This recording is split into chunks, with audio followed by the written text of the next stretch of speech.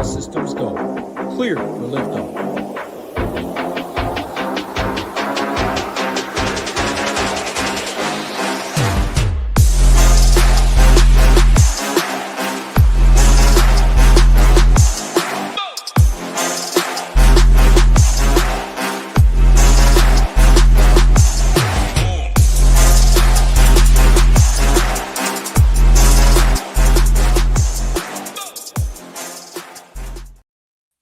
What's up, everyone? Tyler Tamboline here, aka ToeTagginTambo, back for another edition of Leverage Lane here on the Ship It Nation YouTube station, where we'll never leave you hanging. No such thing as deactivation nation, but we got a ton to talk about. It was a wild week in the world of DFS last week. Got Alex Blickle here with me, as always. Going to break down all things Valero Texas Open. Quick recap from last week, not too long, but we do have some weather to talk about. We got the Masters coming up next week, so some big conversation just leading into that. And if you are playing MLB DFS right now, I know there's other shows, including our own, going on. I mean, this show is meant to be watched back. You don't have to be here live with us. We appreciate you. I want you. I'm not kicking you out. I'm just saying, if you really are focused on MLB DFS right now, the slate starts in like an hour and 45 minutes. So you can always watch this back. But Alex, I'll bring you in, my friend. We got a fun week ahead here. I like this tournament quite a bit. I remember, I think it was 1 year, Kevin Chappell might have just crushed my dreams at the end of this one, but it's a fun tournament. I have some fond memories of this one. How you doing, my friend? What's going on this week? Yeah, I love this tournament, and you mentioned MLB DFS. I'll be doing some ownership projections while we're live, but we'll make it work. And the last thing about MLB that's worth pointing out is they actually have some master satellites in the lobby today. So even if you're not a regular MLB DFS player, some extra incentive to go check that out today. And yeah, I absolutely love this tournament. Had a lot of success in Showdown last year. Really just kind of attacking some wind specialists. It looks like we're going to have some really windy conditions again this year. We're going to talk through all of that. And this is also one of my first ever really big DFS days, back when Corey Connors won as a Monday qualifier, had the outright and had him at 0.5%. And I think it was 6,200 or something like that. So that was a lot of fun. And hopefully we can make some magic happen this week as well.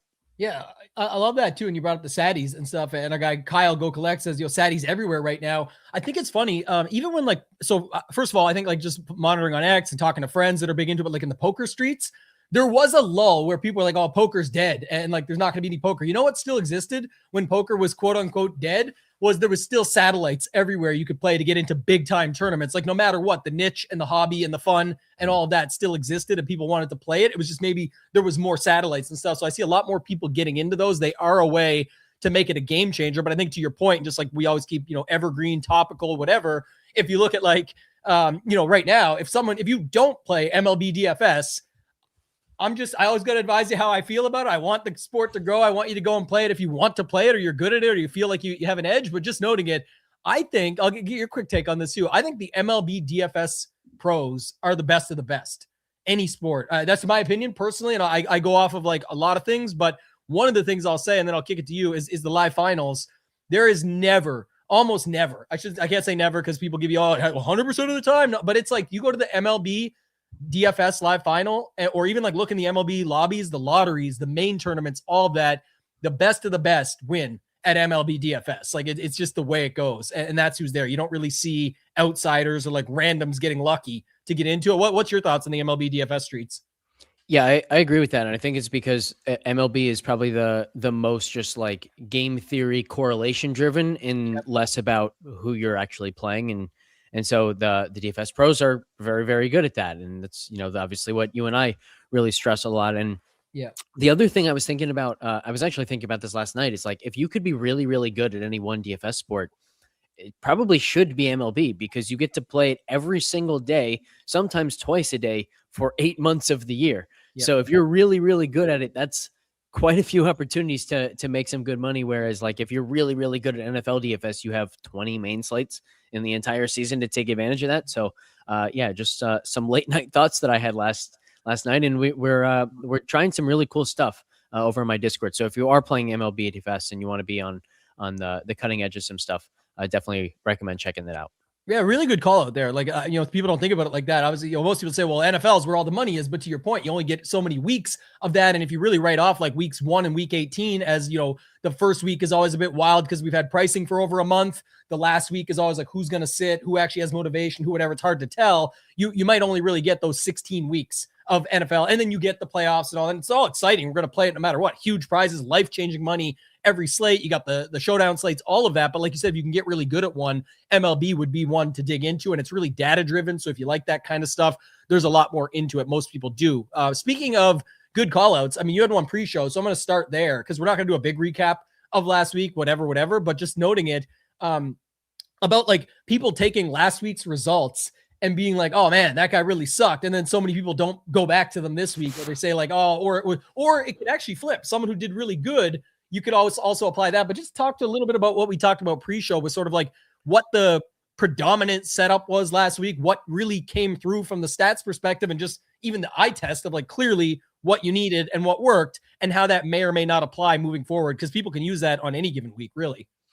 Yeah, I talk a lot about course fit on the show, obviously, and it's one of my obviously main ways of analyzing PGA DFS. And last week's course fit model was one of the most severe that I've literally ever seen. Driving distance was 350% more predicted than usual. So you take any two players, whatever their skill gap is in strokes gained driving distance. Let's say it's, a quarter of a stroke. It was almost a full stroke last week because whatever that skill gap was, you have to multiply it by 3.5 for the expected strokes gained per round difference last week. Like it's just nuts. We don't see any skill sets ever with that crazy of a weight. And so the takeaway there is, let's say you really like a player this week, but you look at his form last week and it was, oh man, he just really didn't play that well. Do I really want to go right back to him? Well, if he wasn't one of the longer players last week, what he did, just throw it out the window. It doesn't matter, because anyone who wasn't long last week was just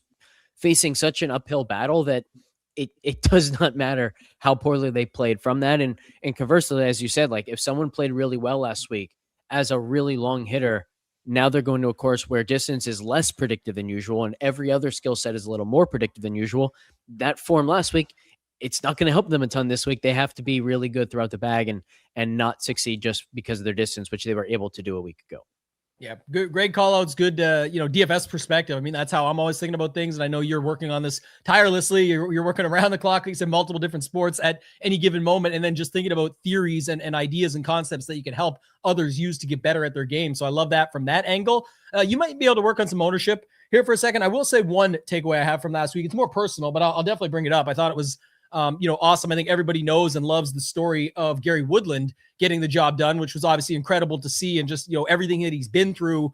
But I really did like, and I'll be a little more vulnerable myself on this, but his vulnerability of being able to say like how, certain things affect you and how you can use those mentally, thinking about things mentally and moving forward. And DFS, it's a big mental game as well. It's not relating it to sort of his tumor and problems that he had physically, but just talking about his mental stuff that he went through and the PTSD and all of that. And I think if you look at like Gary Woodland bouncing back and getting the win, to me, it reflects like my sign and my mantra of like, nobody cares, work harder. Like you can go through any struggle in life and you can bounce back and get there. But I will say, just from my own personal reflection and just thinking out loud and just sort of saying it like it is, like how Gary said it, is he also allowed himself to be really vulnerable, go deep on something that most people won't talk about, specifically men, going into saying and, talking about their mindset and, how they feel and all of those things. And he did that and then kind of bounced back and got a win from that. And I know for me, this sign, I've talked about this ton in the past, but, I do believe in nobody cares, work harder. In, if you win, you'll get congratulations, but you got to keep after it or people are going to try and win the next one off of you, even your best friends and closest allies. That's the game we play. And when you lose, nobody cares. Everybody has a sob story. It's like, okay, great. That happened to me tenfold worse, but also I hear you, but like, we just got to move forward. That's all you can do. But all that to say, sometimes Alex, I've been on and, like a really bad outcome on a Sunday, like, yeah, no control. The game's over when we locked it on Thursday or in football, Sunday morning, whatever it might be. And just have to hop on a show Monday morning and say, oh, but this sign says everything. I think there is something to be said about sort of just being able to live in the moment, let those feelings happen, recognize that something's not going great, and even talk about it with somebody, and then be able to sort of go on from there, because then you can recognize what that downward spiral or that worse moment for you felt like, and actually, learn from that and move on. I think even like a guy like Rory, who in the past, we'll shit on him because he's a pro athlete. You should talk to the media, all this. Look at these young kids that walk in and talk to me, but sometimes there's like something about going to as much as people talk about the happy place, sometimes going to like your negative place can lead to more happiness in the future, because you recognize like what that down really feels like and where you wouldn't want to be there again if you can avoid it. If not, at least you can learn what those feelings feel like to adjust from them for next time. So, I mean, my Tambo talk for the day, but I will say it's just like something that I really thought of with the Gary Woodland thing. Congrats to him. Amazing to see what he can do and go out and get that W. But did you have any other follow-up from last week at all, or anything else you want to talk about there? Well, yeah, I mean, Woodland himself talked about like what an incredible weight was lifted off of his shoulders just by having that conversation. So I 100% agree with everything you said. And actually, you and I on the mastermind episode, we talked a lot about just like kind of daily habits where just things we like doing, where it's kind of our own form of just taking care of our mind, taking care of our emotions. And so like, it doesn't have to mean being deeply vulnerable like that if you don't have something to be deeply vulnerable about, but it's, reading every day, working out every day, eating well, just good habits like that. Sleeping well, obviously, is the biggest of all. I think for any DFS player, like that sort of stuff has a much greater impact on your DFS success than you realize. And so just doing those sorts of things well every single day, that in and of itself will probably make you more successful in DFS, like as well as any tips you can learn, as well as, any improvement in your projection model, anything like that. Just really good daily habits that take care of yourself. Definitely pay dividends. And it's called Leverage Lane. And I know we'll get to the end. We'll definitely talk about our lane for the week, but in personal habits and in life, like you do got to find your own lane. Like we talked about that as well. Like everybody, some people eat on this diet. Some people work out like this. Some people prefer running for their cardio. Some people prefer swimming. It's like whatever your lane is, find it in that as well, because it's huge. And it does play into DFS, because I know this happens a ton. And if you're out there watching, you can probably agree there's tons of people that do this. You think you're getting a 6 of 6 on Friday, to relate it fully to DFS golf. That golfer fails on the last 2 holes and screws you. And now you have a 5 of 6. Now you are counting it as a 6 of 6 when you shouldn't be. That's one thing you can learn from and get better at over time. But I'm saying what ends up happening is now people jump into the round 3 showdown streets, or round 3 moving day, like Friday afternoon. This happens that night. They're pissed off about thinking about round 2 and how they got screwed on the 6 of 6. So they're jamming the money in and playing with like no actual care to the slate. There's no edge, angle, work, prep, attack. It's just like, let me look at what the stuff says and pound more money in, because I got to make up for everything I just lost, which, by the way, you didn't even know if you were going to win anything, but it's now you're putting bad money in because you're not doing it from a good place. So just keep that in mind. I love Stats Point here. I was talking about the other side of this. Definitely always celebrate whatever it is. And again, that's your lane. Some people say, oh, I turned $5 into 1,000. I wish it was in the one that would have won me 100K. It's like, do you know how hard it is to turn $5 into 1,000? That's phenomenally good. Like, that's so good. And you should celebrate that. It's you celebrate and then you go back to real life, but it's the other side of it. I think some people, like even myself, just too hard on myself because of this sign exists to not be able to be vulnerable and tell people like, man, that still really sucked yesterday. And I got to tell you, this is why, and this is happening before. And it's not really whining. Sometimes it's like getting the feelings and emotions out that can help you learn from it and get better for next time. So we'll move off that stuff. I do like what Kyle brought up here too.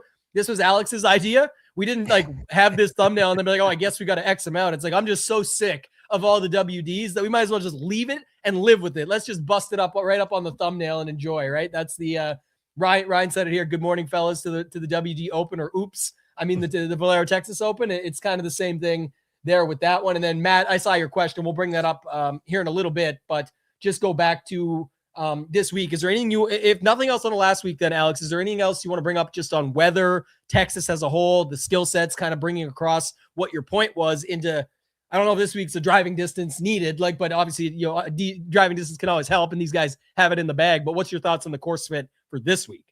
Yeah, let's jump right into weather, because it's reminiscent of the Players Championship week, where we talked through the weather as like, look, we're seeing competing reasons why, this wave might get an advantage or this wave might get an advantage. And my biggest takeaway isn't that I want to play one specific wave. It's more so that it just seems unlikely that all these factors are going to perfectly cancel each other out and we're going to be left with no advantage. And so the likelihood that an advantage exists, and a significant one, is high enough that I want to stack in one direction regardless, just because that's going to be, the fastest way, the path of least resistance to a takedown and to winning some tickets this week. And so I'll show you what I'm seeing right now. This is one of the models. And so this looks like pretty consistent on Thursday, maybe a little bit later early on, maybe even some delays throughout the day. And then Friday afternoon gets really gusty, really difficult. And so if this happens, there's a good chance that late early is going to have an advantage. And there are storms here. So like already we're seeing there's so many variables in play. But if we go to some of these other models, we can see like this is showing actually a really calm Thursday morning, no storms, no lightning in the area, tougher in the afternoon, and then pretty consistent throughout Friday, maybe a little bit tougher in the afternoon. And obviously this model doesn't go all the way through the afternoon. So this is going to be something that I look at more tonight once this model and the HRRR, our boy James, this was his favorite model. Yeah. It doesn't have anything yet for Friday, but tonight it'll show all this. And so we'll get an even better indication, but this one agrees that Thursday morning might actually be really calm. So if Thursday morning has a chance of being really calm, but then Friday afternoon has a chance of being like the toughest wind of the entire week, which is going to win out? We have no idea. Plus it could be that it's really calm Thursday morning, then the heavy winds don't come in Friday afternoon, or maybe it's the opposite. And so there are just all these possible outcomes. We don't yet know what's most likely, but it seems really smart at the moment to build for the possibility of a pretty big wave advantage in either direction. And so that, in single entry, that can mean you just pick one. And the way that I usually do it is I find my favorite plays and I say, okay, are they all in the same wave? If they are, easy answer. That's the wave that I'm stacking. If they're not, then I've got to think about it a little bit harder. But if you're running multiple lineups, like I think if you're doing 3 entry this week, do one early stack, do one late stack, and then the third one can be whatever you think is best, or you can mix between the two. Regardless, that last one's kind of a personal preference, but I think the stacking of each wave is just a really smart thing to do if you're doing multiple lineups. Yep. Bubble popped. We'll skip to the end to my lane because it's funny you said that. I literally have it in my phone typed in, and this is actually an annual reminder for this tournament because it's been so much experience with it. You guys know I love a good sample size. Well, what is it, like 10 plus years of playing PGA DFS? This event's been around. It's like I said, I'm dating back to like the Kevin Chappell days, the different events and stuff. So that's one that I have for sure that I think is important. And I will note on that just a couple, we're not going to do a million things about last week, but just quickly, I know Jason's joking. He's serious, but joking. Congrats, first off, taking down the Minimax, but you can't spell Scott without OTT. And the man was amazing off the tee. They told us he can't do anything off the tee. He was like 17th on the tournament. At the first 3 rounds were even better. It was like, man, he was doing just fine off the tee. So for people saying that. And another thing about last week is it's when you have 15 to 20 guys in the 7K range and upper 6K range do really well, and you have enough guys in the 9K range, that's just going to be a product of roster construction. Like that just fit too many times for too many people that worked well enough that you're not going to see the Adam Scotts or the Keith Mitchells and those guys that had really good weeks for their price tags fit in. But that's why we build accordingly. And especially if you have a portfolio, sometimes it works, sometimes it doesn't for your single entry. But if you have a portfolio, you probably had lineups in all camps of those style of builds. It just, did you land on the right options and the right guys within it? So I also saw like a Kenny W / Levitan sex joke here, like, where the wife says it doesn't really matter. 2.25, 3 inches, like those, they make fun of themselves for that all the time. But I think like from a rough perspective this week, it's every week you're going to find situations like this. For me, it's just not something I factor in enough. I think it matters more to me, at least, at like when the Bryson won Winged Foot, and it's like, okay, clearly there's going to be this rough, and clearly that's going to be a massive advantage. I don't care if he's in it or not. He's going to be playing like 80 yards ahead of people, sometimes more. So it's like that is going to matter a lot more to me, where the others are going to take 2 shots from the place he's going to be taking 1. That's definitely going to add up over 4 days, and it's just going to be that way. And it was, and he won. So anything you want to add on the rough when you see stuff like that? Well, the thing that I ask myself when I see things like that is, okay, if the rough is a lot more penalizing this week, how's that going to affect the course fit model? Well, it's probably going to make accuracy off the tee a little bit more predictive. It's probably going to make around the green play a little bit more predictive because the guys are going to hit fewer greens. All right, both of those are already spiking in the course fit model, so it's not going to change anything in the way in which I identify good plays. I'm already looking at those skill sets pretty heavily, so it's basically just going to enhance the guys that I already like. Yeah. I'm going to save my other takes on the wave stuff at the end and go through it. It's not, there's more to it, but just it's not just the weather. That's an even bigger added advantage. Obviously a reason why, but we talked about it plenty in the past for any regular watchers to know. Let's hop into it then. Let's go to our topic of the week real quick. And we did talk about it a little bit already. We can probably round this out in 10 minutes or less, but just talking about it, I think it's important with the Masters on the horizon. So how are you? We talk about it all the time. Everybody wants to talk about the players. Well, guess what? Anybody who's in the Masters is already getting ready for it. Some of them withdrew to get ready for it live or in a different way. And then, yes, you do have the people that are on the bubble that need to get in. It's to me, again, not even about naming them. That was forever proven wrong. You want a sample size on that? Go back to the FedEx Cup every year when people are like, oh, but there's 5 bubble boys. Yeah, there's also another 5 inside. There's 10 and there's 15, whatever you want to call it. There's a bunch out and a bunch in. And they both sets had all season to land where they landed. And they're all trying just as hard to the ultimate outcome here. So guess what? Anybody who's not in the Masters has motivation to get into the Masters that can. Anybody who's in has motivation to work on some stuff and get after it and see what happens and try and win a golf tournament.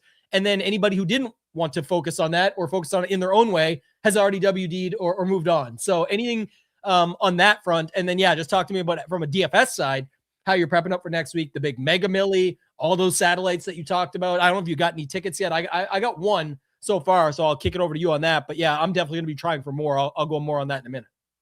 Yeah. So essentially, like this topic boils down to the fact that this DFS week is a little bit different than most because, most DFS weeks are just kind of all about that week and you're just trying to do the best that you can that week. This week, I think, is largely about maximizing and optimizing for next week. And the number one way in which that I'm doing that, because I don't have any tickets yet for the Masters, is I'm trying to win tickets. So I'm trying to win tickets in the MLB streets today. I'm trying to win tickets all week this week. Hopefully they've got some good tickets available, satellites available in showdowns as well. I'll be hammering those.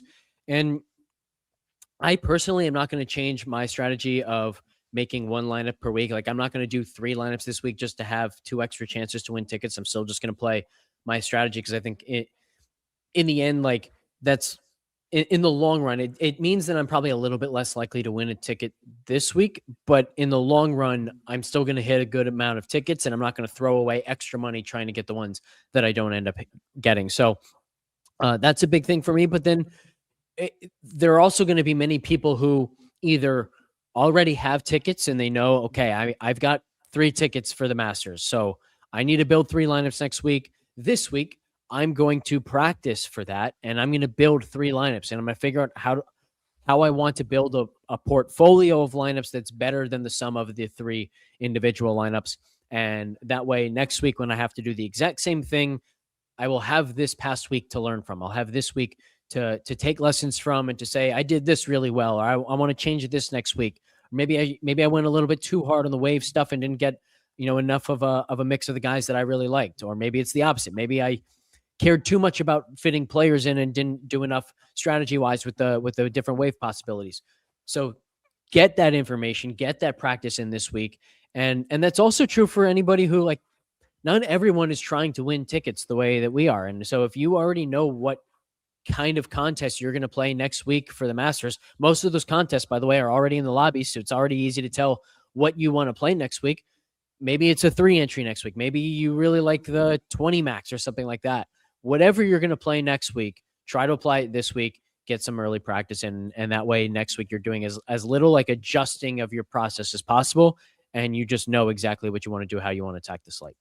Love that. And I'm going to add on because obviously I wrote some articles about this stuff lately and just tying it into everything that we talked about. I mean, first of all, like I said earlier, if you're not good at baseball DFS, just because there's satellites over there, it's probably not best for you to chase them. Guys like Alex and all kinds of pros are going to be playing them too. And that doesn't mean you can't beat them on any given slate. I want to support you and say, like, go do your best. But I'm just saying, if you're not usually in it, then why would you get over there just because they have them? If you usually are in PGA satellites, that money is going to be much better off being spent this week in the PGA satellite lobby, trying to get into what you would usually play. And the segue on that is, if you don't usually play a $10 milli maker with 400,000 people and you just want to take a couple shots at it, you don't even need a satellite in this week. Just put that money towards the $20 that you're going to play next week and throw 2 lineups in it and play to win and see what you can do. But if, the $100 milli maker with 150, if you would usually have 0, but you feel very comfortable just building out 3 to 5 lineups, or you feel comfortable just building one lineup and you want to try and win that in, then I would play satellites into that this week, right? And the other thing is for Alex's point, because it kind of goes where I'm actually going to tie it in now with Matt's question, and I'll kick it over to you to answer in better form in a second. But he says, when I do have a question about playing your lane, which is talking about like his own. When I find it and I want to play multiple single entry contests, do I just play the same 6 or rotate the 5th and 6th guy for better exposure and leveraging? And you mentioned it, like, I guarantee you, and I don't want to speak for you, but like, you could obviously play a 6 max $19 satellite like a single entry, and you could just rotate the 6 man and run 6 lineups the same and say, hopefully I get it right, but you're only going to get 1 ticket. So it's almost like in that instance, I would honestly rather find like 3 $19 satellites that are 6 max and play like 2, 2, and 2 and still rotate it to hopefully, at least if I'm very close with my 5, the 6 man rotates and gets me multiple tickets. But the way you do it and running the same lineup, there's a 50 max entry, 50 in the 33. Everybody wants 1. I want 1. I want to at least have a shot. I saw Giant Squid do it with 2, but that was a 44-44 with 700 people. But I can still apply my thoughts and play my 1 to 3, whatever I end up with here probably, and hopefully it's more, but it's likely 1 to 3, at least 1. But with you, when you get into this, may not be this week, maybe the PGA Championship. But if it is, you're probably going to have 3 to 6 to 8 tickets where it's like, is that 50? No. But are you going to be able to do some damage now and play it accordingly if that's what your goal is? Yes. And that's the difference. You're going to have an ability to attack it in a different way. I'll let you add on to Matt's and anything else you want to add to that statement. So when I talk about playing single entry, I'm really usually talking about just playing one lineup, because I think I've made this point on this show before, but like in my mind, if you're playing 5 different single entry lineups in 5 different single entry contests, you're kind of playing 5 entry. Like you should, in that case, you should still be thinking about how those 5 lineups create a portfolio of lineups and not just, I've got these 5, I really like them, I'm going to play them. So when I talk about playing single entry only, I'm talking about building one lineup. And the reason why I do that, I think I've talked about this before, but so apologies for anyone who's heard this before, but for anyone who hasn't, like, the reason why I play one lineup and one lineup only 99% of the time is because I find it easier to build one lineup really, really well than to build 3 lineups where they're all really good lineups and they sum to, they're better than the sum of their individual parts. So for me, like, that's just easier. I find that I'm more effective as a DFS player when I'm building one lineup and one lineup only. One of the times that I do deviate from that is when I say, man, these first 5 in my lineup are really, really strong. This is an outstanding start to the lineup. But when I use these 5, I know that my 6th player in the lineup, my final spot in this lineup, is clear and away like by far the weakest link in the lineup. So I'm willing to now split that, and I'll do 2 different single entries, and I will split that last one. So now I at least have 2 chances or 3 chances to get that final spot right when I know that the rest of the lineup is giving myself a really, really big advantage over the field. And then I'm kind of losing that advantage with the 6th spot in the lineup. So I'm at least going to give myself multiple chances to get that spot correct. So that's one of the ways that I differentiate. And then the second way is, like, as I said, sometimes, like I did at the Players, I will say, man, I'm really not confident about which wave is going to be the advantage, but I am very confident that people are going to use 6-0 stacks significantly less than they should be. So I'm going to use multiple 6-0 stacks and play in both directions. So that's what I did at TPC Sawgrass. You can do that this week, but if that's the case, then you probably don't want to just change the last guy in the lineup. You want to change the whole lineup so that you're actually, playing both sides of it really well. So it's very slate dependent, but largely I'm putting one lineup in all those contests, not as like a strategic thing where I think mathematically it's better to have the same lineup in each contest, but because I think I'm going to produce better lineups that way. Yeah, that answers Matt's. And I'm going to tie to this as well, because I think that's another focus piece. And then we'll get on to the Valero Texas Open and looking at the chalk build for this week. But it's this is where people like, if you really think you got the 5 guys, first of all, like you should be on like top 40 parlays of like put 5 guy top 40 parlay. If you think you have the nut 5 guys and you're just unsure on the 6, get that going. Because one thing I would note, and it goes with Timmy Dubs here, playing, is it a 2v2 or a 3v3? That no one knows. There's no magic answer. It's like you can vary it however you want. But what I'll note to Alex's statement, in my opinion, what I would do, as an add-on to that is it's not always just the 6th man for me. And this is where it comes into like playing a three max, like a single entry. Last week, I just gave the example earlier where a lot of lineups got there with 3 9Ks and multiple 7s or multiple 7s and 1 6K. But that's because of how the week played out. And that any week can do that. So if you really are out on, like, if you just can't figure out the 6th man, but you think you got the 5, you could rotate that in one, sure, or a couple, whatever you choose to do, depending on how many lineups you have. But I think one of the key components is look at the build, look at the roster construction. Because I don't care how good if you know your weakest link, that is a great starting point for sure, the sixth spot.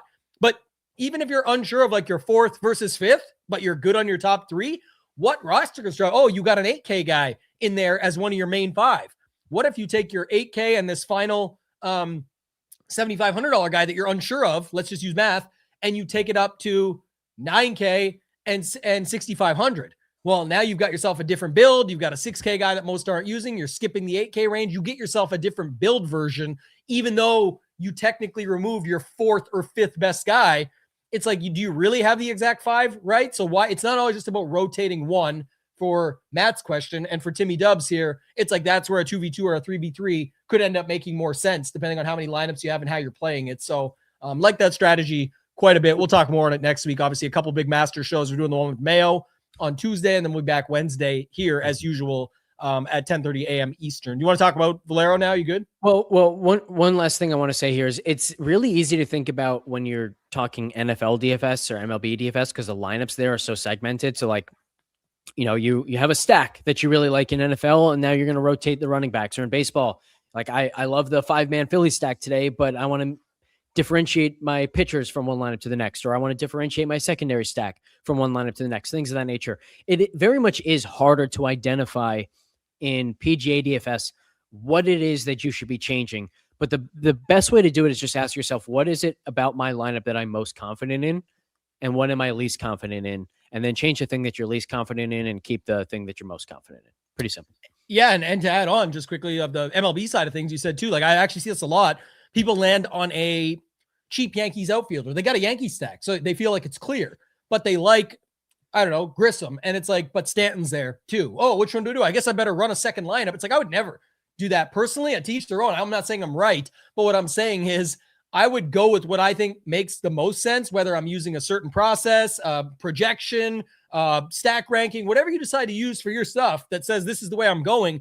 If anything, I would change to like, I would look for a different version of this lineup that moves like a pitcher that I'm in lineup 1 saying, well, I can't go off him. I'd move him to a lower end pitcher to boost another bat to allow something more to fit in there and get it like from that decision up to like another guy that goes with Judge. You know what I mean? Like bring the pitcher down and back up Judge with another good hitter, as opposed to like someone that's 5th or 6th in the order or something, or whatever it might be. Not that exact example, but just to give you that example of roster construction again, I would rather my second one have different roster construction for my path than saying my 8 guys are good, but I'm just going to change the 9th man and whoever does the best. If you really got those other 8 things right, it's going to be very rare that like that one-off is going to save you versus putting yourself in a different roster construction zone could give you something that changes the slate completely. And now you've got the Yankee stacks that don't have this super prevalent pitcher. So there you go. Little MLB for the people too with the slate coming up there, but we'll get to Valero Texas Open. Let's hop in. Give me your thoughts on the chalk lineup you're seeing right now and build that we're going to talk about here for Valero Texas Open. I know a ton of WDs, but it still seems pretty clean cut, at least for the values and stuff. And I know some, projections and stuff are showing different, but what do you see right now? It feels like we've had this kind of, I don't know if it's just a pricing trend or if it's because we have this many players who are showing some really good form this year, whatever it is, but we've had this dynamic a bunch this season where everyone at 9,000 or above is all going to be popular. And like the 5, 6, 7 most popular plays on the slate are all going to come from that range. And then there aren't going to be very many popular values at all. So like personally, I think Bezuidenhout could be really popular, but beyond that, Poston, McGreevy, Meisner, ADDC, Smotherman, these are like the only guys who even have a chance of getting to 10%. So it's a really weird dynamic where it's kind of difficult to make decisions at the top based on, oh, I think this guy's going to be like severely underowned, because they're all going to be fairly owned. So we really are in a situation, as we have been a lot recently, it seems, where our only chance to find like actual separators are down the board. We can't find, it used to be that slipping through the cracks up top meant he could be 5%. And we'll see that again next week at the Masters when we have more, elite players, and they're going to be more guys priced in around 11 and 12,000, and not just, 10-5 being the highest, and everybody except for 2 guys under $10,000. But now, like the quote unquote slipping through the cracks that I have projected over $9,000 is McIntyre at 14% in single entries. That's low owned compared to his counterparts, but it's not severely, low owned or under owned for PGA DFS. So it's just a really weird dynamic in that sense. But a lot of guys who could push 30%, Fowler, McNeely, Matsuyama, Siwoo Kim, Henley, all these guys are over 25% in our single entry ownership. And then we also have Tommy and Oberg up there up top. So again, like it's one of those weeks where I just think separators have to come from down the board. And I'm kind of sick of that dynamic. I want to be able to say this guy up top has so much win equity and is low owned. He's an awesome starting point. We just haven't had that like at all this year. And it's something in the past years I found a lot of success with. Do you think there's any chance, just sticking with this for 2 seconds, do you think there's any chance, I was just trying to pull the easiest way I can to get like a recent form quickly, but we've definitely seen this in the past where Tommy and Ludwig are 2 guys that don't get over 10K often. And when they do, we've actually seen it where sometimes people shy away, right? Because it's like a little bit too much to pay for them. Neither have good history here. Again, I know that's whatever, but that's just something people look at. And Ludwig's got a little bit better form coming in. Not like Tommy's been bad, but like if you let people see the 49th in there and some of the other stuff, they may think differently. But just because of how high people are on the 9K range and the fact that exists, do you think there's any chance going with like a Tommy or a Ludwig and skipping the 9K? Again, I'm talking more of a way to get different, but do you think those guys could come in lower owned based on the 9K range, pretty much all being owned? Like you said, just can't get away from it really. Yeah. I mean, our single entry ownership on those guys is below the industry. I think it's the lowest in the industry on both, at least that I've seen, but I still have them slightly over 20%. So it's not like we're saying that they're going to be crazy low owned. I do think the combination of Tommy plus Ludwig could be even more contrarian than you'd expect, just given their individual ownerships. Cause I do think a lot, so many people are going to that 9K range for their second guy in, or even for their first guy in. And part of the reason for that is like, if you have Tommy and Oberg, those are your 2 spend ups. If you start with Siwoo, you could have 3 9K guys pretty comfortably. And so what we've seen so far this season is that that's the kind of build that people prefer. And that's why we're projecting it like that this week. Man, I was trying to find it now that you said that. There was what week was it? Maybe it was just if I feel like it was a couple weeks ago. Remember it was Xander and Hovland were both up there? Yeah, there was also a week where we had some withdrawals that immediately made every single player on the slate under $10,000. I think that was right after Bridgman won. I can't remember this week. Yeah, that was another week. I'm just trying to look though real quick because you can see it here. Exposure summary, matching lineups. What would it be like in the I'll just use the sand trap for this example. Mm-hmm. But if you go to like turn these guys off and I go to Hovland and Schauffele together. So this was a week where those guys and Akshay were 10K and above. And I think, I can't remember what happened, but anyway, those 2 together, Hovland missed the cut, Xander made it.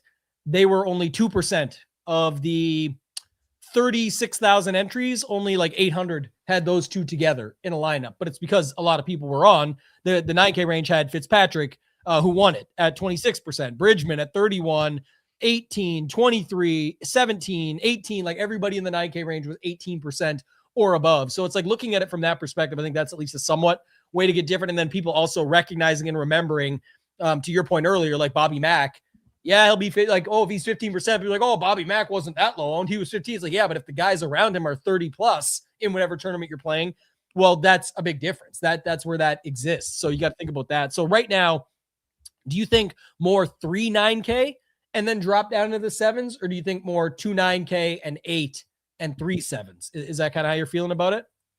Because Yeah, I think seems to be popping too, as does Keith Mitchell and some of the others in there, but it's the 7K range is loaded. Yeah, I think 2 9s and an 8 is probably the most popular. So some combo in my eyes of Siwoo, Spieth, Hideki, and maybe McNeely, like those 4. It's going to be some combo of those 2 or 3 together, but probably 2 in our example. And then Fowler, Mitchell, those guys pop a little bit. Mm-hmm. And then you get like your Meisner, Bezadenhout, JT Poston, ADDC is even getting love this week for once at 7,100. So I guess that kind of, to me, stands out as like the chalk build or the common build. Yeah, and I think Henley and Noren both are going to be popular as well. So yeah, lots of lineups are going to have that construction for sure. Yeah, Henley and Noren are I got them right now as like the secondary, but they fit in. And obviously it's only because of I think people like Spieth here, Siwoo, Decky, Mav, Henley's right there with them though. And then, yeah, like you said, even when you go down, Noren's popping too. So yeah, you got it. That's kind of the setup for the chalk build. So let's talk a little bit about how we can leverage that. You can focus on sort of the single entry side. I'll focus on MME. Got to give our guy Sia a shout out. Miss this guy. Awesome at what he does. Go follow him if you don't already, but love to see you here, Sia. So appreciate you, man. Go ahead, Alex. I'll kick it back to you. Let's talk about leveraging this build, because it's also too, by the way, I should mention, a product of last week, right? Like we always talk about that, the recency bias. It's like, it's not, people feel like, oh, well, it's not that different. You got 2 guys in the 10K range, but it's not like, they're super killers. Like people don't think of it as talented as Ludwig and Tommy are and have been. Tommy winning the FedEx and finally getting things off his back and all that stuff. Sure. But people still just don't think about them like that enough to put them in like Tommy or like Scotty stratosphere, which by the way hasn't been working out so far for anyone either. So it's like, anyway, the point being, there's a lot of conversation around certain stuff, but I do see recency bias and people being like, well, didn't really need the 8K range last week. Maybe I can skip it again. And I can easily fit with all these 7K values and even the upper 6s, by the way. You get like Eric Cole, Bo Hostler, Putnam, Whaley, like some of these guys I see popping in projections. So any thoughts on that too, like the recency bias and how other ways that you can get different in single entry? Yeah, I think that's always a good thing to think about. Particularly, I think it's especially relevant when someone near the top 1. I think when someone near the very top wins, you see more ownership go to like the top guys the next week. So when someone like Gary wins, I don't think that's going to affect ownership a ton, but who really knows? But I think I don't really have much to add based to what we just talked about. Like I think it is pretty clear this week who the popular guys are, what the popular construction is. And it's one of those weeks where we have both things working in the same direction, in the sense that when we look at who the popular plays are, who are the guys that people are most confident in playing, it points to the same guys who are the roster construction that people have preferred all season, where you're playing like it's a more balanced approach than what we've often seen in the past, because the superstars aren't delivering as often as they have in the past. And because the pricing has just been such that like there aren't guys in the 6K range, in the low 7s, that many people have conviction on and are really, excited to play. And so more and more lineups are about making sure that you feel somewhat decent about all 6 guys in your lineup, and not so much jamming in your favorite plays and giving yourself, 2 really weak links at the bottom. So when people really like the plays that are already pointing them in the direction of the roster construction that's been popular, it's just like there's very little chance that that's not going to be the way that the field plays. Yeah, I got to take a hard stop here for just a 2-second break and ask you this. Like, where do you stand on April Fools? If you saw my post, so be it. But like, this has got to be the worst day ever to be on the internet. I did not see it, and I can't stand it. It's so annoying.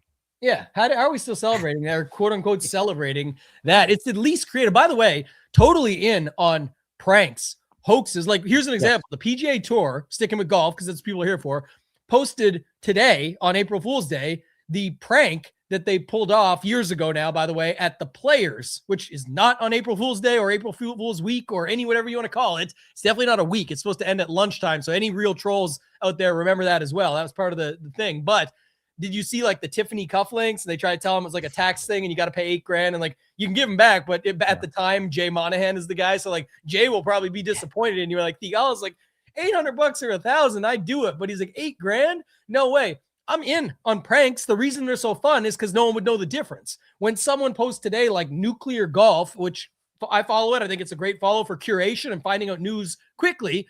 But you're posting me that like Grant Horvat is in the Masters. It's like literally the worst joke or prank or hoax, even if it wasn't April Fool's Day. We know that's not real. Like literally the hardest tournament in the world possibly to get into. And it's like, you barely get to go there or do anything. And Grant Horvat's in it. No, he's not. So like, just fire that into the sun. An absolute abomination, just terrible. So do you have any comment on this one too? I kind of like this. Ryan's always interactive and engaging with us. Says, is it a mistake in thought process to see players like Tom Kim, John Perry, insert name here, as a must-have in the pool, as they have 0 missed cuts this year? We always look for cut equity, and so far they have that.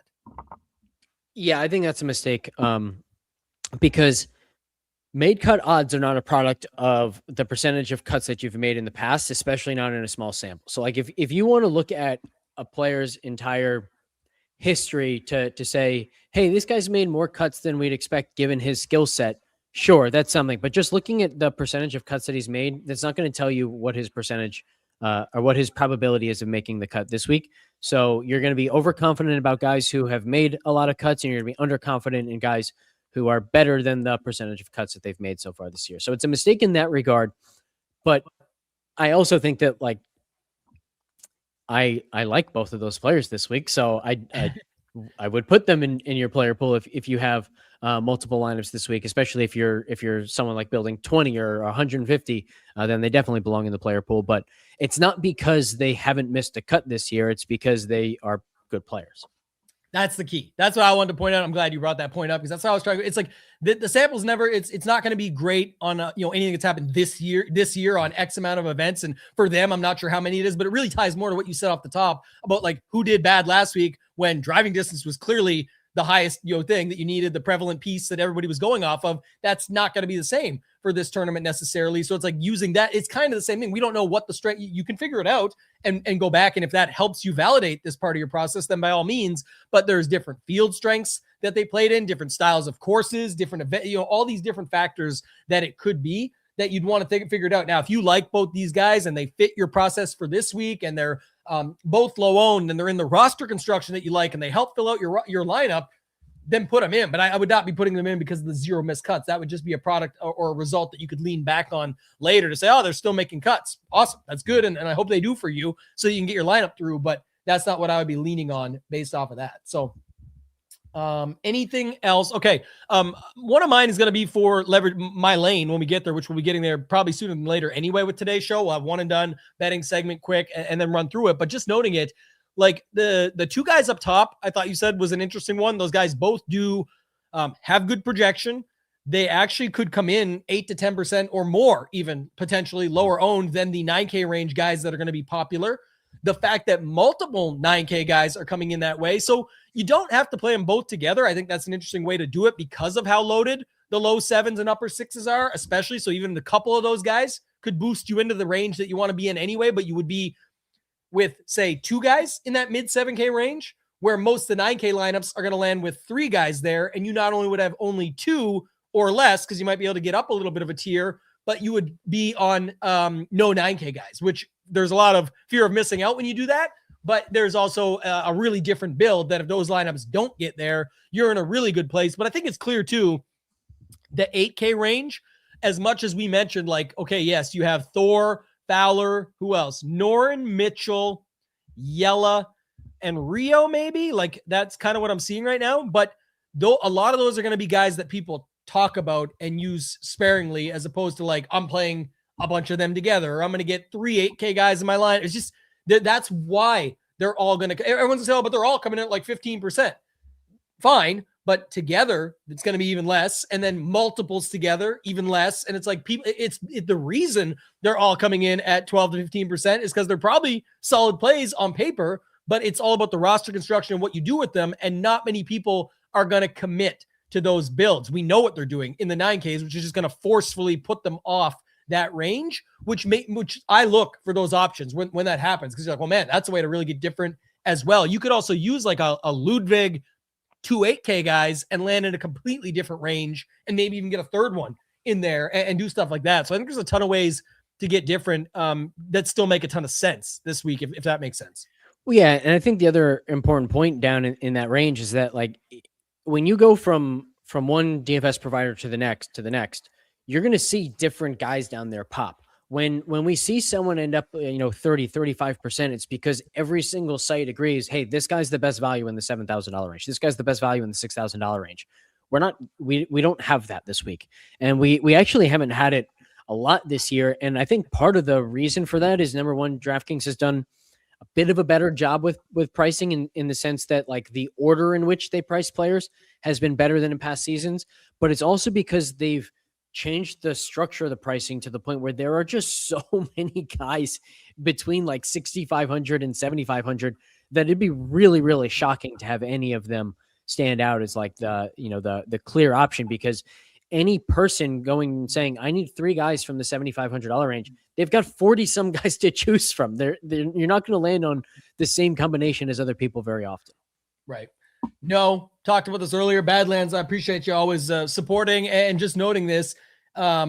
Anyone who needs to make the Masters has needed to make the Masters. It's like, what was last week? There was the big thing around Ricky Fowler, right? Ricky Fowler was the talk last week about needing to get in. How'd that work out? Miscut, right? He still needs to get in this week. Sure, he could do well this week, but it's not just because he needs to get in the Masters. He still needed that last week. And I think even a top 20 last week would have got him in, and he couldn't even make the cut. So just noting it from that perspective. Go ahead.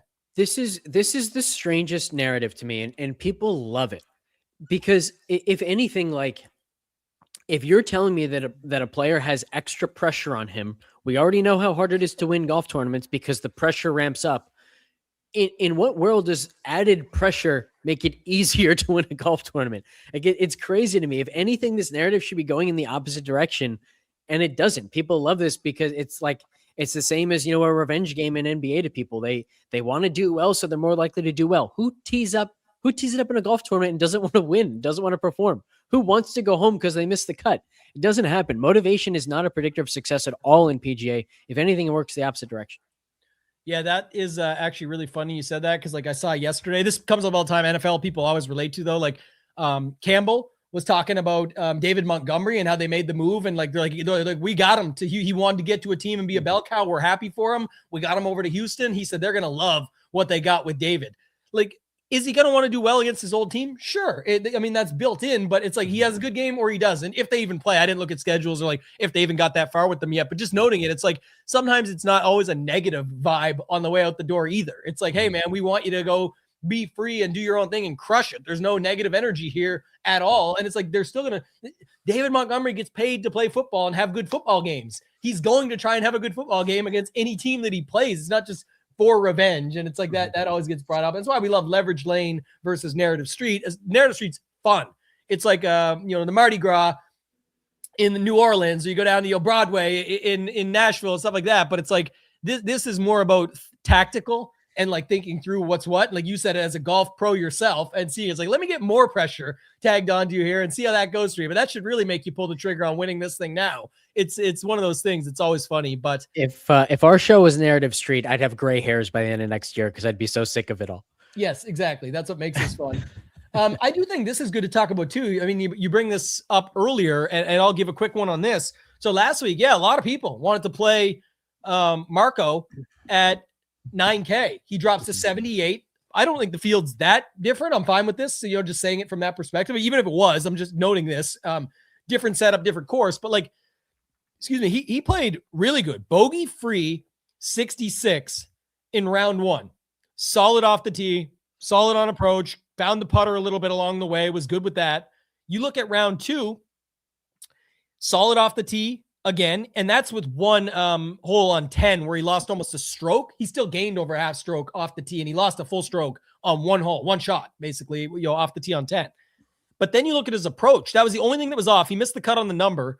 And hole 16, he had a double bogey and lost almost 3 strokes on approach on that hole. And on his approach on the day on round 2 was just over 3 strokes. So it's like one bad hole. And now he's down to 7,800 and nobody wants him, right? He sucked last week. He was horrible. And he has driving distance in the bag, for, if I recall correctly, looking up the stats. I think that was part of it, is like he definitely has driving distance in the bag. But at the same time, even if that's not needed here, he's definitely a good player. It wasn't just that people wanted. So if you want to go back to a guy like him, I got no problem with that. I think that's kind of just not about the play as much as about the concept that Alex brought up earlier and then tying it back there. So it's kind of looking for things like that can make sense. And I like that pull there. That was a good one. His projection is going to be okay. A lot of that other stuff that goes with him seems fine. So I like it from that perspective. Yeah, Pat and I talked about him yesterday. I do want to touch on the wind stuff for a second. He's about 0.7 strokes better in windy conditions so far than in non-windy conditions.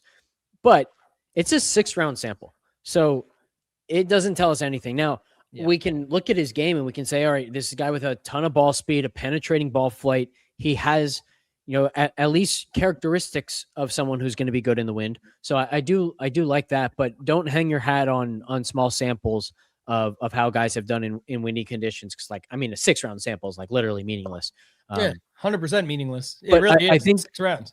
Yeah, I'm with you though. Like I definitely have interest in him because it's just a talent bet. And last week, plenty of people played him as a talent bet based on what they saw on the DP World Tour last year, plus the fact that it was a good course for him because of how long he is off the tee, one of the longest on tour. But last week, you were making a talent bet on a guy who had to beat other 9K players, like really good players in the field. So the guys that you were playing Penge instead of last week were some of the best players in the field. If you're going to make a talent bet on somebody, make it when the guys he has to beat are Denny McCarthy, Ryo Hisatsune, Alex Smalley, Davis Thompson, Patrick Rogers, not the guys that he had to beat last week. So I think he's a much, much, much better play this week than he was a week ago. I love that. And also just even if you did find like a longer sample size on it that you brought it up, it's like that also can be irrelevant because like a lot of people were one way 2 years ago and are a totally different way this year. So you're just never going to get enough out of that. To me, like, again, that's why I people hate when I go into this route. Like, I think data is super important in golf and can help you out a ton versus others like baseball, super important. NBA, it's all in every sport, it's kind of built in. But like, for example, NBA, I want more of like, what's the projection now? It's driven from the data. So I'm not saying data is not important. I'm talking about when you're doing these deep dives though, when we say like everything's already built in and baked into the projection, true. But if you can find another angle of attack, I'm all for it. But I'm saying to me, when it comes to that, I already know that's in there. And like the last reason I'm playing him is because of any wind data this week. What I'm playing him for is everyone wanted him last week. No one wants him this week. He was 9K last week. He's 7,800 this week. Everything Alex just said about him is fine and in his favor. He's at 7,800, which, by the way, is a price point that almost nobody's landing on this week. Everyone's landing like 7,500 and below and 8,800 and above. So it's like he kind of fits right in the middle there. He's going to build you some different roster construction. He still projects well versus those around him. My process involves using the stone over at Chip It Nation, like the cheat sheet that we have, and he's got good stuff across the board there. So it's like, the last reason I'm playing him is because of his win data, but it's just built in for me, all of those other factors. And that's why I think that's important when you're looking at roster construction and not just the play or the data that goes with it. And the last thing I want to say about this, and this is true of win splits, it's true of like basically any splits that you can look at, even like any projection. If you're doing this stuff really, really well and you're looking at all the right stuff, all that's telling you is about the center of this player's distribution, but it's golf. Every player has a really wide distribution and not all the distributions look alike, right? So some guys have much better right tail. So that means their ceiling outcomes are significantly better than other players' ceilings. And so that's the kind of stuff that when you're asking those questions, that's where most of the money is in PGA DFS. When this guy plays well, how impactful is it going to be for my lineup? When he plays somewhat poorly, is he still making the cut and then making birdies on the weekend? Or is it a missed cut? And I know that on Thursday, he's done because he's already 6 over through 12 holes or something like that. So asking those questions, I think, is a lot more important than those subtle little things that are going to change the center of his distribution because he's been this good in wind or that good in wind. Especially in those small samples, it's not going to change much of anything. Yeah, agreed, man. All right. So One and done. What are we thinking for this week? My main thought in one and done is that we suck at it. Yeah, I've been telling you this forever, but I lean back on the same thought that I've continuously brought up here, that there is ways around it. I think it's like we're not in too deep by any means. We still have all the majors. We've got a bunch of Siggies. I'm just saying, I'm not saying I haven't figured out. I know you've done a good job figuring out the ownership from like the course fit thing. I'm just thinking, like, I really do think you just have to nail the Siggies and the majors. And at the end of the day, even if me and you had this exact conversation, by the way, it's not a victory lap, just to note it. It's a fact. I said this last week, like, play Min Woo. Who gives a shit? Like, he's not worth anything anywhere else. He's going to be super high owned. And I know you weren't all for that. I'm just noting it. Like I did. The reason I called it out is I just don't think these things matter. I think these things are like, collect your $200 and pass go and move on. And whatever Min Woo got, if it was 400 grand or whatever, like that's 400 grand. It doesn't matter. You are going to need to win 5 to 6 signature events to have any chance to win this thing. So really those ones matter more. And I'm almost not saying to ignore the ownership at these events. I'm just saying, just don't mess up. Like, collect 100 grand or more at these events and put yourself in the position to stack. And then so the long-winded thing here, but the real note is, don't blow someone that you're going to want to have at the signatures and that, like, plan those out. But other than that, ignore the ownership shit at these ones to me, because like Min Woo was what, 18% last week? Well, 18% picked up a pretty good check, and I'm not sure how many had Gary Woodland on the card. So it's like that was irrelevant to people in one and done. And whoever else the hell was up there with them, it's like, were people really on all those guys? I don't know. But Min Woo would have those guys just picked up their cash and they got some cash, and then they still need to hit the Siggies and they still got to hit the majors. So I don't know. That's my 2 cents on one and done right now. If I could start over, I'm going to kind of play it like that from here on out, though. Well, and I think like we've had this conversation before as well, but it's hard for us to talk a lot about one and done in a way that helps everyone in the same way, because if you are doing well in your one and done contest, your strategy is very different than if you're doing very poorly like we are. Because if you're doing well, if you're in good shape, regardless of the one and done that you're in this tournament, your best course of action is, I want to eliminate anybody that I know I'm going to want to play in a signature or a major, and then I'm going to play the best available player beyond that. Like that's a really straightforward situation to be in. I'm very envious of the fact that you're in a situation where you can simplify it like that.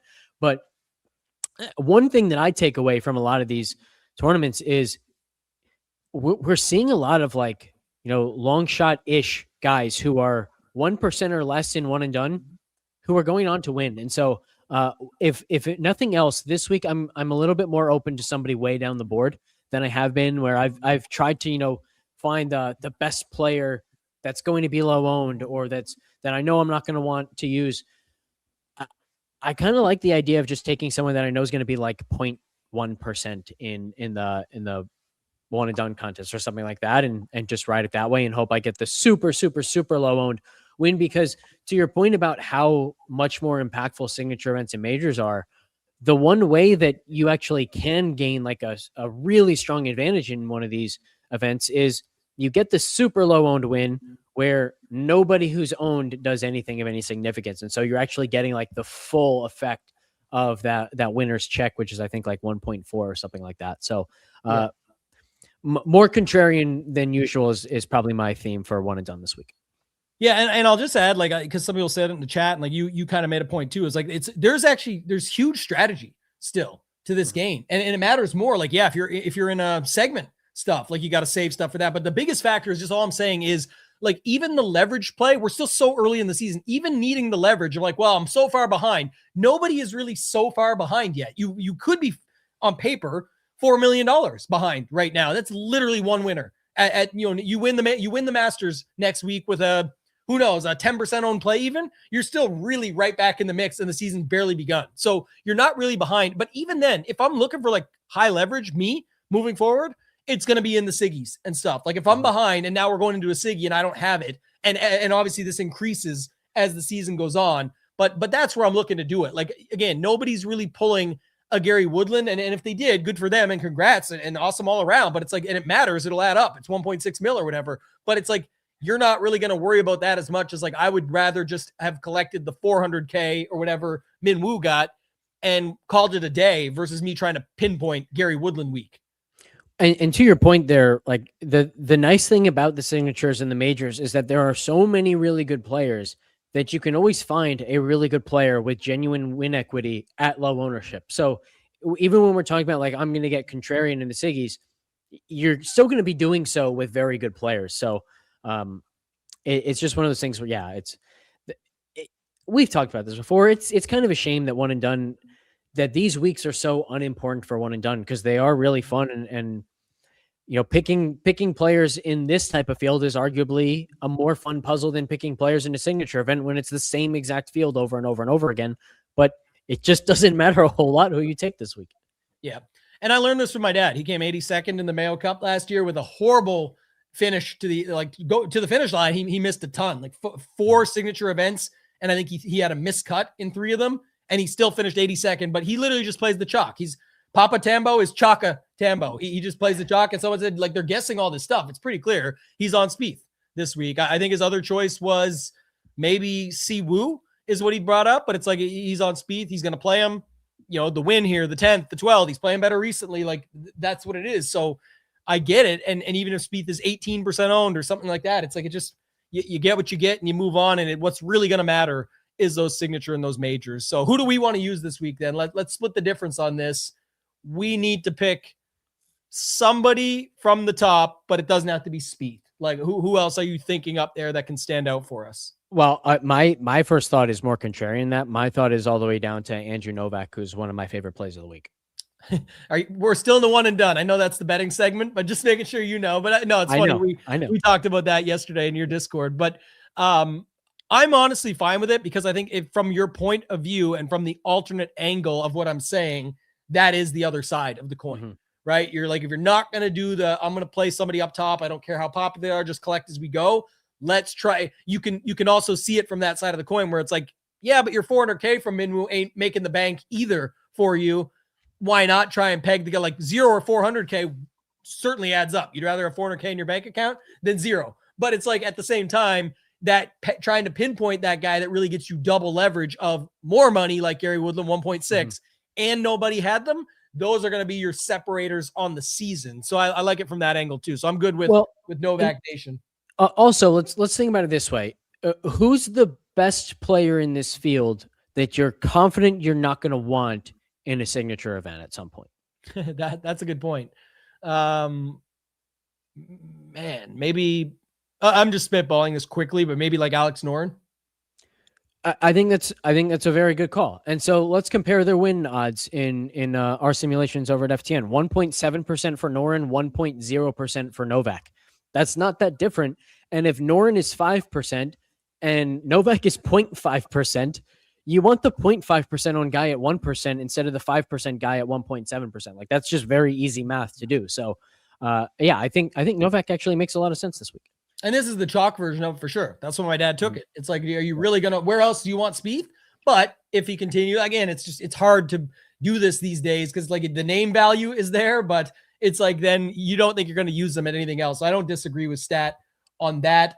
You know, you got to remember Bobby Mack, you can play at like the Scottish Open. You can play at the different events too, even if it's not. So there's other places you can use guys. And again, back to the strategy for a second, I still think you don't want to erase the fact of like, is there a tournament somebody's going to be in, signature or not, that I'm fine with? Like, I'm still going to want them in that field strength versus the current field strength that they got to go up against. I'm still factoring that in as well. Go ahead.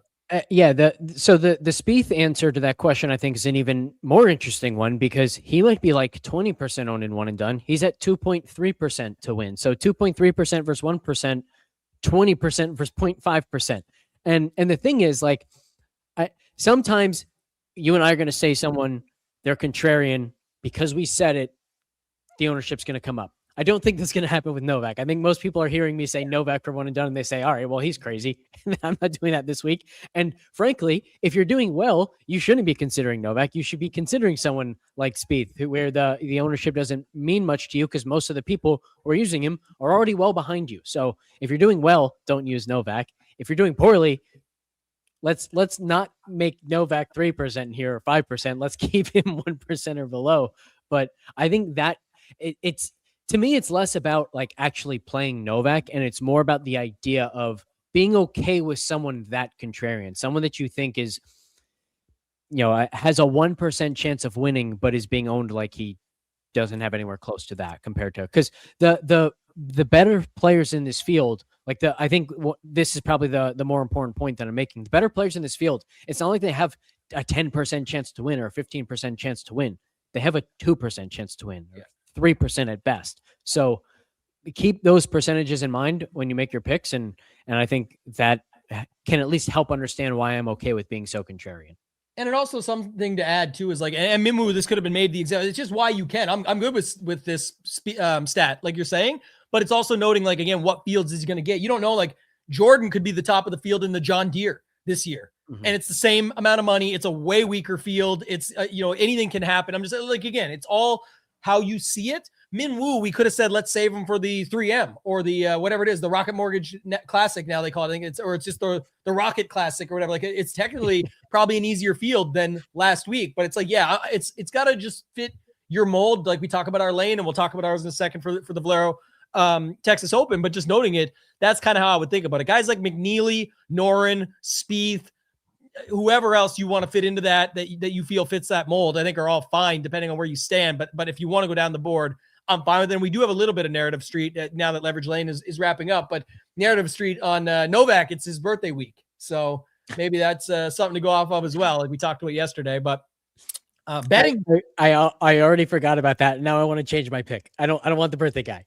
Oh, come on. You got to tell you, isn't he your betting segment too? We got him at a really good number yesterday. I'm not sure what he's down to now, but I got him at 150 to 1 in the bet 365 each way. It's 1/5 odds for 3 spots. Yeah, it was solid. I think I took, I think it was like, man, I'll have to look it up. Anyway, I took more places than you for like a still pretty good number, but I know you guys have broken that stuff down. I don't know if I have full faith in it, but I was like, you know what? I'm not going to miss out. I kind of like this one. I rarely bet if it's like a tail or something small. And I think I put like $40 to win 2,000 or something. Yeah, it was 80 to 1 with 8 places.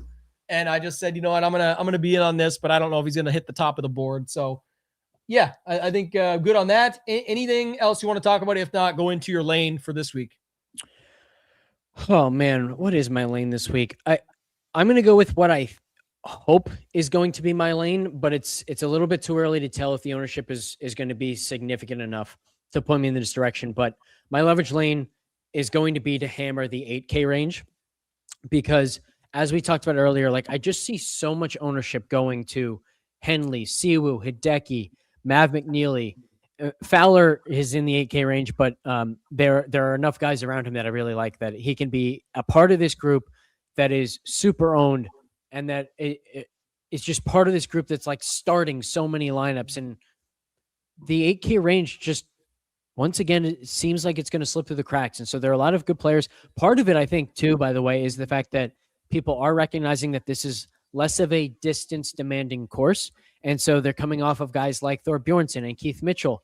But these guys are also still accurate off the tee, and the rest of their game's still solid. So I really like Thor Bjornsson, Spawn, Mitchell, Denny McCarthy, Kiefer, Nick Taylor. This 8K range seems like it's full of guys who are underowned, not because the field doesn't think that they're good plays, but because the field is just so gung-ho about the 9K range, and the roster construction is just going to lead people away from this range. So if that continues, if that trend continues, and we see, that continue through the final ownership update tonight, then for any FTN subscribers who have the GPP scores, you're going to see great GPP scores on like all of those guys that I just mentioned. And so really, really hoping that that's the case, because I think that will lead to some really strong lineups where not only am I getting some separators from some of the better players in the field, but I'm also saving enough money that the weakest link in my lineup is going to be strong. So I would love for this to be the case. If it's not, then we'll have to find some other strategy. But at the moment, I'm hopeful that that's going to be the case, and that's going to be a really strong way to build this week. I think you're going to get away with it no matter what, because at the end of the day, it's just like, it's the way it sets up. The 9Ks just can't go away. The Scott, the Tommies and the Ludwigs and those guys get some, even if people say, oh, I don't think you're right, they're going to be a little lower than you think. Fine. But they're still going to host, like, even if you dropped them to the 15 to 20 band and say like that range instead, it's like, fine. but that's still a lot. And then that just means probably more people went to the 9s. Because remember, those are the most expensive guys on the slate. That doesn't just leak down into the 8s. That means people have decided that the 9s are even better than they're currently deciding. And now that means even more on them. And we know a high percentage of people spend the majority of their salary. So it all ties together. Yeah, real quick. You just made an awesome point that I think we probably could have done a better job vocalizing to this point. Like, what we're seeing with DraftKings pricing so far this year is the ability to build quote unquote balanced lineups using some of the more expensive players on the slate. And so when we've talked about like, why is this the case? Why are we getting so many weeks where all the ownership is concentrated on up top? That's why. It's because it's because the field is able to build balanced lineups with the most expensive plays in the slate. It's like studs and duds almost doesn't even exist with the current pricing. And so I really like the way you put that in. And I think that was just like a way of communicating the stuff that's going to register with people. Yeah, I like that. I like Jordan's comment here. So let me tell you about birthdays. Every year on my birthday, I play DFS and I never win anything. Don't think it matters much. Sometimes it's because I've learned this myself. A lot of people say this. They win on other people's days. Like, like on my daughter's birthday, I've had good luck. On my son's birthday, my wife's birthday, things like that. It's like your own stuff, or life events in some cases, maybe not your own, because there's like pressure of like, you have to like go these places and people are dragging you everywhere and whatever. And for you, but when it's for others, I find like if your mind is off of it, you sometimes have a more clear mind and you're not like over analyzing or paralysis by analysis or all that stuff. And sometimes you just follow, if you have a process. I mean, obviously it'd be nice if you had one, but if you have your own process and you can just follow it without all the extra noise, sometimes that's helpful. So thought that was a good call. And my piece on this Go Collect would just be, I actually don't care where you sit. I think this is what I'm saying. I'm learning. And I'm not saying I'm right either. I'm just telling you the way it sets up right now. I don't think anyone is ahead. I don't think anyone is behind besides what the board physically says right now. Yes, if you're in 1,398th place, you are 1,397 places behind first right now. But go look at DFS. We see lineups that are in first, play a Sunday, finish outside the top 1,000. We see lineups that are in 1,000 on Saturday, climb to first on Sunday and win. Like, holy shit, it came out of nowhere. This, and this happened. It's like, I think the season's barely started. I know there's been Siggies and all this stuff, but I'm saying you can get it back in 2 events right now and be right there. So tons to go. I think to that point, this is back to one and done for anyone who's a little bit confused about this conversation. When you're trying to figure out where you sit in one and done, don't just look at what place you're in. Look at how far behind are you money wise to like, not even necessarily first place, because first place might be an outlier, but how far behind are you to the cash line and to, the top 1% or the top 10% of lineups, things of that nature.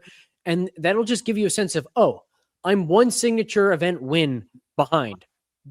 I don't need to be that contrarian. If you're more than that, like we are, then maybe you do need to be a little bit more contrarian. But yes. But to your point, like it's still early in the season. Even if you're 2 signature event wins behind, there's still plenty of time to actually get those and make those up. Yeah, it also matters too if you're like comparing it to where it originated from, and like NFL, or at least they're similar. I actually don't know like the chicken or the egg story on this, but like NFL Survivor is obviously massive, and like it's kind of brought in with that kind of component. People like play the best teams in the start of the season, and this is early for this in golf because it's going to start soon with like we just had the Players, now I get the Masters and so on and so forth. But what I'm saying is, you could be past the first major and then have all the but you got Murderers Row lined up ready to go versus somebody else is like in really good shape and they're beating you on the leaderboard, but they're like, damn, who am I going to play at the US Open now? I already used X, Y, and Z, or I only have one out to this guy or something like that. And you've got 3 to 4 out. Like, it's all about what you have left as well. In NFL Survivor, people get far in NFL Survivor and be like, oh, I'm just as far as you are. And I'm like, buddy, I got 5 of the best teams left in the best matchups going. You've burned all 5 of those teams. I'm actually way further ahead, even though we're currently in the same place. If you don't apply that theory as well, again, doesn't mean it will happen, doesn't mean it's right, but I mean, that's obviously something you set up to work in your favor. And that's why sometimes taking the risk early to be alive, to be able to survive when it actually matters down the road, when the money's on the line and the EV increases, is worth more than like, oh, but I made it to week 10. Okay, you have nothing left now. In golf, it can be similar as well. So my lane simple, I said it early off the top. You gave it away, but it was good. This is definitely somewhere that I'm stacking. I actually love what I was waiting to see, and I got it, was the way the board set up with the tee times. And it's like, if you just use 9K and above, there's 4 guys in the morning. There's 5 in the afternoon. It's like perfect for that. You go to the 8K range, 5 guys and 5 guys. It's split. So it's like, I actually love this week because it has not, if we get the weather, great. I actually don't care. It looks pretty equal both days. It's Texas, it's wind, it's crazy. There's always a battle, but we've often seen splits. And when my lineups are built within them, there's definitely going to be guys that come from both sides. And people say, well, you didn't need that or whatever. Everyone had this, everyone all mixed as well. But I'm saying it just lumps you into that if we do get that angle, you not only have lineups that go together for a reason like that, but you have lineups that are so unique to the chalk. And now let me give you a quick example here, and then we'll get out of here. If Spieth, Henley, let's use Ludwig, Denny, Mitchell, Harmon, whoever people are on that fit these lineups, Johnny Kiefer, whatever it is, all these guys that have ownership that are in the afternoon. Well, if you play those guys, it's like they're going to be popular, but not all together. But you would be leaving out Fleetwood, Siwoo, McNeely, Hideki, Norin, Ricky, Rio, Yella, Thor, all the top guys. So it's like, it's like Alex always says, I said it's not who you play, it's how you play them. That's true. But it's also, it's not just about who you're playing, it's who you're not playing. You're avoiding so many super high on guys. Like there's way more ownership or high value in projection sets right now in the AM guys. People, if you look at sort of get by value, you will see McNeely, Bez, Wu, Fowler, ADDC, like all these guys in the morning, Meisner, Hideki, they're all in the morning. So like your AM lineups should come together nicely if you're going that route. But I'm definitely going to be building both sides in the 150 set. And then in the main lineups, you can see what you like best or go from there. But I like building from that angle. And I had the reminder on my phone that sort of every year, that's kind of how you want to build at this tournament. The other thing I'll add is like a bonus here and a caveat that was in the note as well. We didn't get it this year. I wish we did, but there's only 2 guys in the 10Ks. But it's just basically been a thing at Valero Texas Open in the past that like the 10K is just, it's just the odds inflation. Like if you look like Fleetwood, playing great, playing good enough, Ludwig playing good, but like there's nothing saying that they're the winners here. Like you said earlier, the win equity, like there's nothing that much different about them and the 9K, meaning you don't have to max out your salary on that. You could build like your best Tommy Fleetwood lineup and then just take Tommy down to a very popular Spieth if you wanted. And now you'd have the Tommy build, but Spieth over Tommy. And that would get you a more unique Spieth lineup and allow you to get away with a more popular Spieth play. So there's things like that you can do as well. A lot of good optimizers and contest sims and things like that will find those for you as well. And you see it in baseball. Speaking of that, where you get like 2 stacks, it leaves $3,000 on the table, but it's like, man, that is the perfect stacks with these 2 really good pitchers. But most people would never leave 2,800 or $3,000, but it just fits. It's amazing if it works. I like the way that you put it a little bit earlier when you're just talking about like the split between how many guys are in each wave, because think of it this way. Let's say that that your lineup, you're trying to get 2 9K guys. The likelihood that you get the correct 2 guys, there are 9 guys over $9,000 or 9,000 or above. So it's 2 out of 9. Well, if you're just choosing from a wave, it's either 2 out of 4 or 2 out of 5. Your odds of picking the right guys, given your strategy, is just higher. So I think like one of the underrated types of things that you can do in DFS when you're building lineups is just make things a little bit easier on yourself. Make it easier for you to get the right guys given your strategy. And so, simplifying to a wave is always a good idea. And then you just have to hope to get lucky that the wave advantage actually comes to fruition in your favor. But getting lucky is part of any DFS win. So it can be a good part of, your wave stack. Yeah. And they can all be like 12% on guys. Like I talked about my 2 tickets that I won this season, the big ones were both with similar things. The North Course setup with nobody over 15%. And then the AM PM when everyone was on the opposite side or the majority were on the opposite side. And it was like, I still had everyone from 12 to 15% in that lineup. It's like, it all still came together, but nobody really landed on that. And it wasn't necessarily going to win all of the money, but it plays really well in a lot of these spots where it's like, you don't need to be perfect in those spots. But if you are, you get even more on top of that, but it can really work in your favor. So hopefully that helps the people out there when you're trying to build or just thinking about it for this week. Alex, let everybody know where they can find you, what else you have going on. I already previewed for next week. I know we got the Master Show with Mayo. He was texting me throughout this. We're going to be on that. And then Wednesday, we'll be back at 10:30 a.m. Eastern for the Masters show for Leverage Lane. And that's a fun one.